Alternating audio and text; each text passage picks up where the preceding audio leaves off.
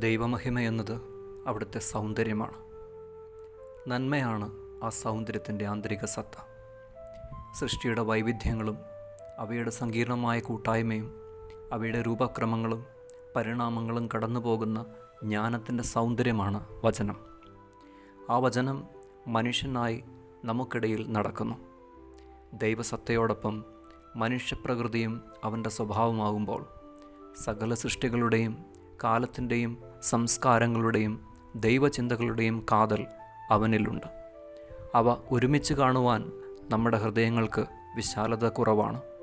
എങ്കിലും ആ വെളിപാടിലേക്ക് നമ്മെ തുറന്നിടാൻ കഴിയുക എന്നത് പ്രധാനമാണ്.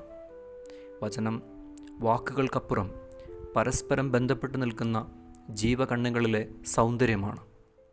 പരസ്പരം പുൽകുന്ന അഗ്രാഹ്യമായ ആനന്ദത്തിൽ കൂടാരമുണ്ടാക്കി വസിക്കാൻ നമ്മൾ ആഗ്രഹിച്ചേക്കാം. എങ്കിലും ആ ആനന്ദം നൽകുന്ന സ്വാതന്ത്ര്യം താഴ്വാരങ്ങളിലേക്ക് നമ്മെ കൂട്ടിക്കൊണ്ടുപോകുന്നു.